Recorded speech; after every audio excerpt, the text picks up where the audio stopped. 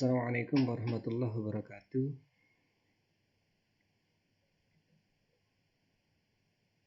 Sudah lama berpikir kritis ini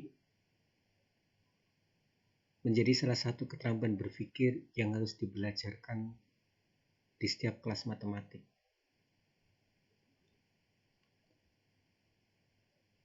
Namun hingga kini masih sering muncul pertanyaan,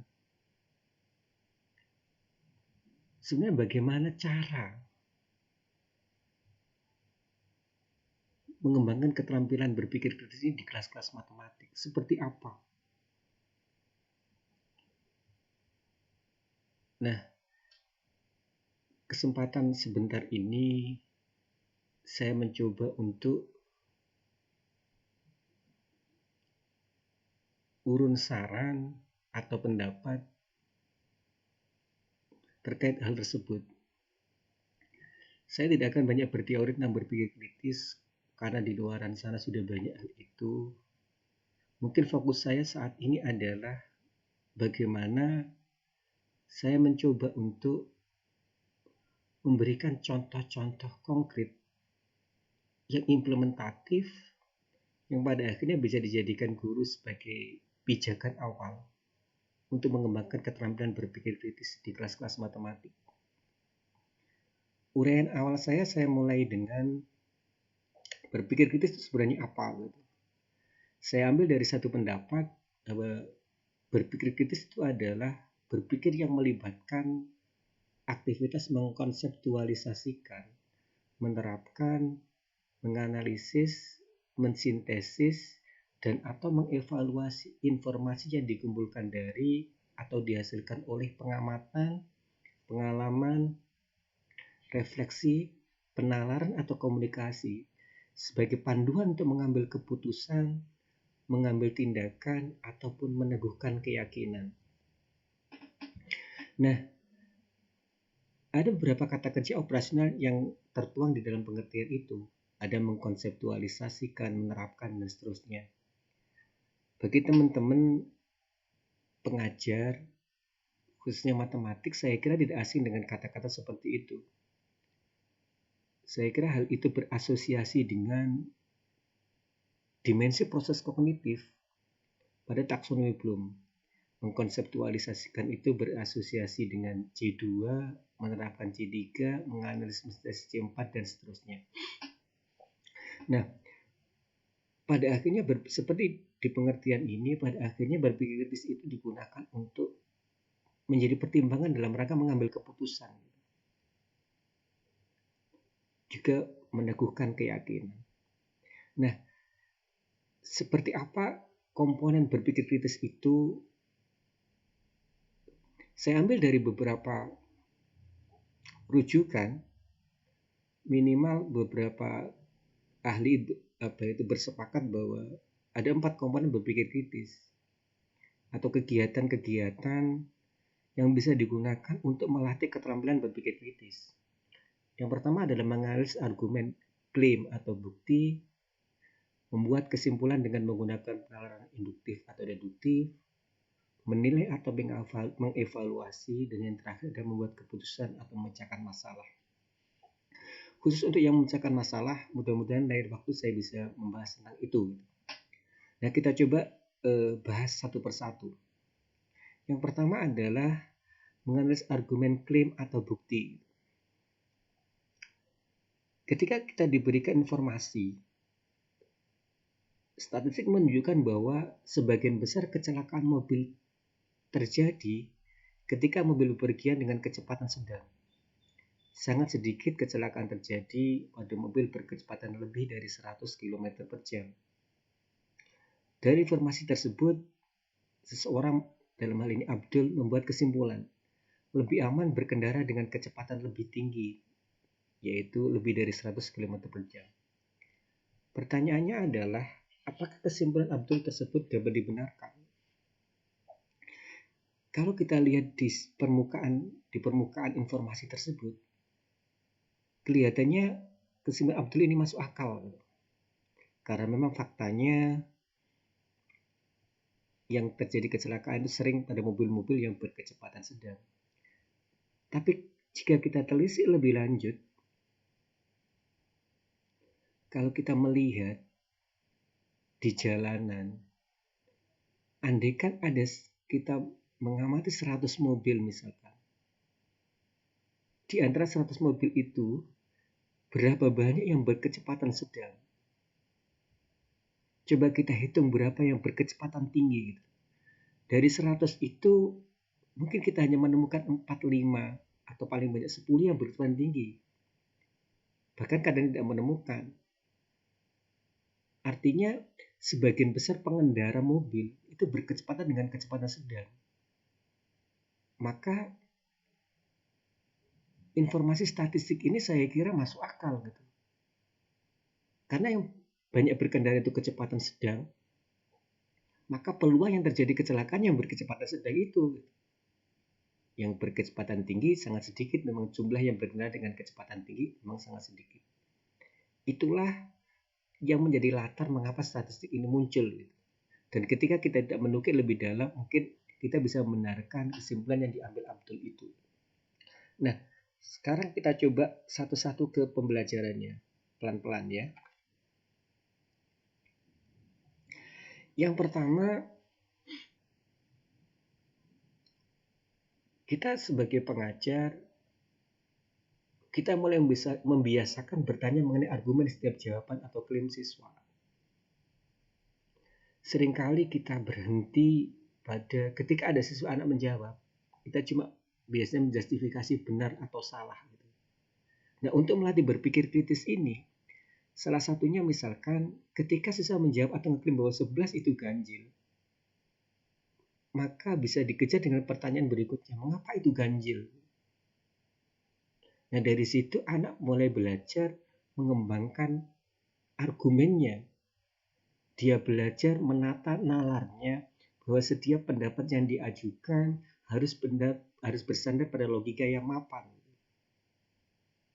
Yang kedua, kita bisa menampilkan satu argumen, bisa jadi klaim gitu.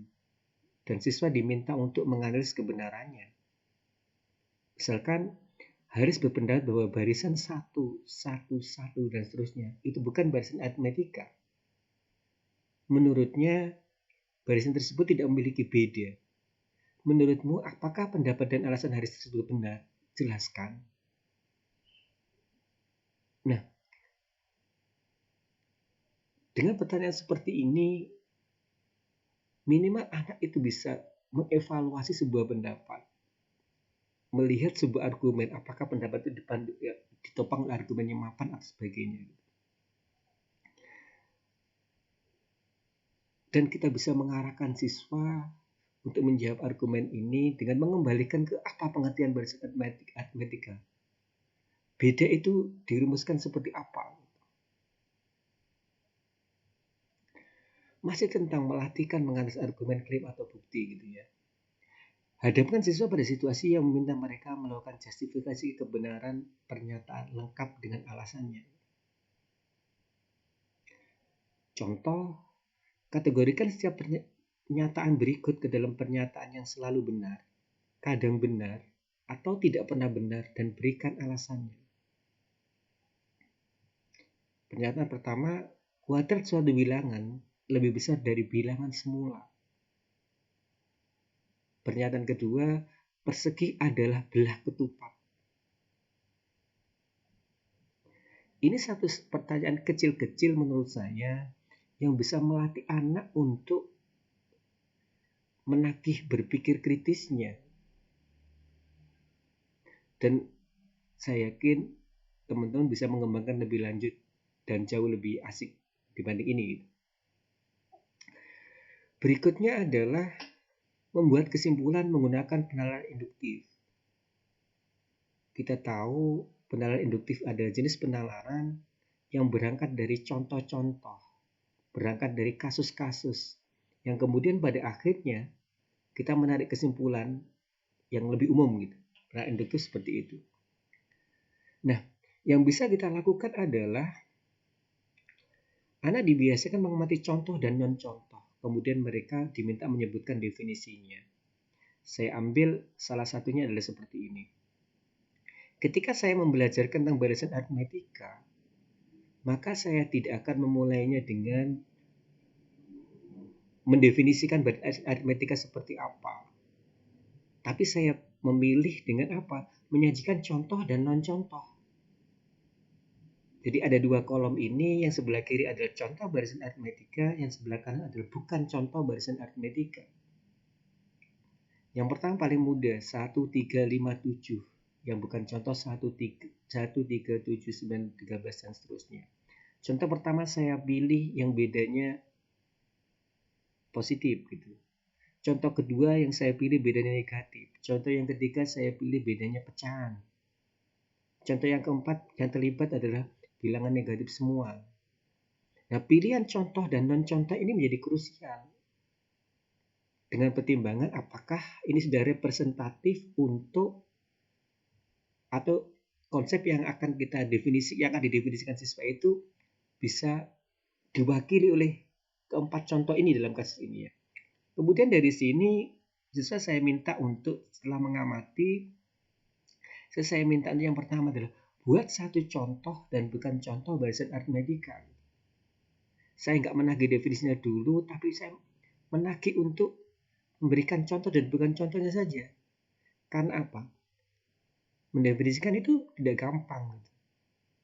Dan ketika anak bisa memberikan contoh dan non-contoh, bisa jadi dia paham konsep, tapi kesulitan dalam mendefinisikan. Itulah mengapa di bagian awal ini saya minta mereka untuk memberikan contoh saja dulu. Nah, baru yang kedua saya menagih mereka. Nah, sekarang dengan bahasamu sendiri, pengertian bahasa aritmetika itu apa? Nah, biarkan mereka belajar memformulasikan apa yang dia pikirkan berdasarkan pengamatan itu. Yang kedua, masih tentang penalaran induktif, kita dorong siswa itu membuat konjektur atau dugaan yang beralasan. Contoh yang saya buat di sini adalah anak saya minta membuat ilustrasi berikut. 9 itu sama dengan 2 tambah 3 tambah 4. 15 itu 4 tambah 5 tambah 6. 21 itu 6 tambah 7 tambah 8. Dari situ saya omongkan bahwa ketiga bilangan tersebut dapat dinyatakan sebagai hasil penjumlahan 3 bilangan asli berurutan. Nah, dari fenomena itu kemudian anak saya minta untuk membuat konjektur, membuat dugaan. Berarti karakteristik bilangan asli yang seperti apa yang dapat dinyatakan sebagai hasil penjumlahan 3 bilangan asli berurutan itu. Lebih lanjut, kita tagih mengapa karakteristiknya seperti itu. Bagaimana, apakah kamu bisa membuktikannya misalkan. Itu sebagai kelanjutannya. Minimal anak dilatih membuat konjektur, membuat dugaan dari pola yang sudah ada sebelumnya itu.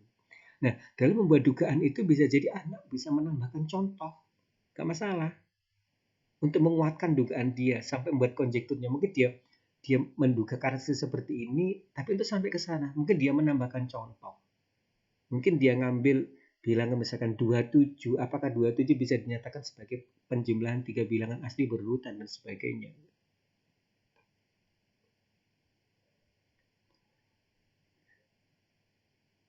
Yang berikutnya kita beralih ke menggunakan penalaran deduktif ya. Nah, secara sederhana penalaran deduktif itu kan kebalikan dari induktif. Kalau deduktif itu kan berangkat dari pernyataan yang umum gitu, kemudian diterapkan di kasus-kasus tertentu. Dan ini saya kira di kelas-kelas matematik sudah banyak dilakukan saya kira. Dan pendekatan pengajaran matematik rata-rata menggunakan penalaran deduktif ini. Kebanyakan dari guru memilih mengajarkan satu konsep berangkat dari definisi atau berangkat dari rumus contoh dan sebagainya. Itu kan menggunakan pola penalaran deduktif ini. Meskipun demikian saya mencoba menajamkan sedikit. Nah, guru memulai pengertian jajar genjang, misalnya jajar genjang adalah segi 4 yang memiliki 2 pasang sisi jajar. Itu memulai dengan satu definisi. Nah, dari situ kemudian anak diminta untuk, kemudian guru mengajukan pertanyaan, apakah persegi panjang merupakan jajar genjang? Mengapa? Mengapa? Dari situ harapannya anak kita latih untuk menjawab mengapa ini, mengembalikan ke pengertiannya. Dan itu kan salah satu kekuatan matematik atau struktur matematik kan selalu begitu. Setiap kita ngomong apa, itu berlandaskan dengan definisinya seperti apa. Teorema yang menopang bagaimana. Selalu seperti itu. Jadi anak dibiasakan untuk menjawab sesuatu, mengembalikannya ke definisi, mengembalikan ke teorema yang terkait dan seterusnya. Terus kita berlanjut dengan menilai atau mengevaluasi. Nah, ini bisa dilakukan guru ketika saya kira guru sering menjumpai anak yang salah gitu ya. Dalam menggunakan rumus tertentu atau prosedur tertentu atau menerapkan konsep tertentu, dan itu tampak logis buat mereka. Dan itu capture saja, foto saja, dan kemudian diajukan menjadi satu bahan untuk melatih berpikir kritis mereka. Salah satu contoh saya begini, jadi ajukan satu soal beserta jawabannya, minta siswa mengevaluasi jawaban dengan cara menjelaskan setiap langkahnya bila benar, atau menunjukkan letak kesalahan dan perbaikannya. Seringkali soal-soal matematik kita itu rata-rata cuma tentukan, hitung, dan sebagainya.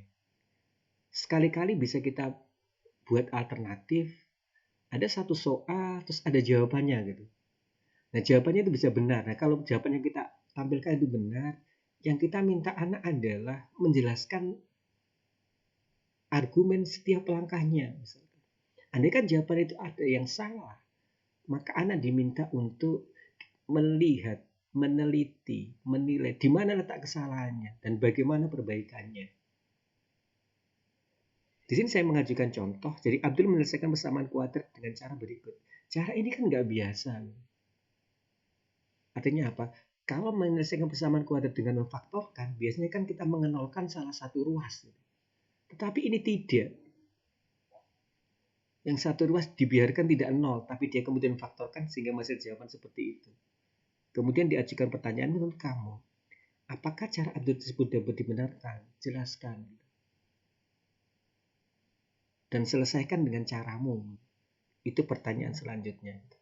Monggo dicermati kembali, teman-teman bisa menganalisis lebih lanjut apakah yang saya suguhkan ini bisa dibenarkan atau tidak, atau cara Abdul dalam menyelesaikan persamaan kuadrat dengan memfaktorkan ini. Masih tentang menilai atau mengevaluasi. Berikan siswa menilai kelebihan atau kekurangan suatu prosedur atau dari beberapa prosedur yang ada. Kemudian ajukan pertanyaan bagaimana cara menentukan prosedur yang akan kamu gunakan. Dalam hal ini adalah kapan sebaiknya menggunakan yang pertama dan kapan lebih baik menggunakan yang kedua, dan seterusnya. Sebagai ilustrasi, setelah siswa belajar menyelesaikan persamaan kuadrat dengan faktorkan, melengkapkan bentuk kuadrat menggunakan rumus ABC, mereka diminta untuk menyebutkan kekurangan dan kelebihan setiap metode itu apa. Kapan sebaiknya kita harus menggunakan pemfaktoran? Kapan lebih baik kita menggunakan rumus ABC dan seterusnya. Kekurangan rumus ABC apa? Itu pun dalam kita gunakan untuk melatih critical thinking, karena dia bisa menilai, dia bisa memutuskan metode ini cocok digunakan ketika atau saat situasinya seperti ini dan seterusnya. Yang terakhir pada kesempatan ini adalah berpikir kritis itu pada akhirnya goalnya tadi kan mengambil keputusan gitu ya, memilih tindakan, saya katakan seperti ini. Nah,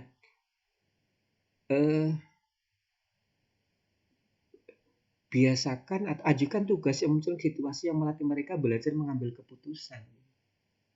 Sebagai contoh, ini sering saya berikan di beberapa kesempatan. Jadi ada dua taksi gitu. Ada taksi putih sama taksi serasi. Dan ada informasi bahwa buka pintu taksi putih 6.500, tarif per kilometer 3.250. Sedangkan taksi serasi adalah buka pintunya itu, tarif per kilometernya 3.500. Pertanyaannya adalah, jika Anda akan bepergian menggunakan salah satu taksi di atas, taksi mana yang Anda pilih? Nah, ini kan bergantung pada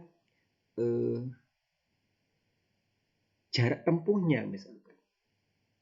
Nah, nanti pada akhirnya yang general dia bisa, kalau saya berpergian sekian kilo saya milih taksi ini, tapi kalau sekian kilo saya milih taksi ini gitu. Tetapi jawaban yang paling general, yang nilainya paling tinggi adalah ketika dia mampu untuk membuat jawaban bahwa ketika jarak bepergiannya tidak kurang dari sekian kilo, maka saya memilih taksi ini. Bentuk MOOC itulah yang pada akhirnya nanti nilainya paling tinggi di antara pengambilan keputusan ini gitu. Dan ini saya kira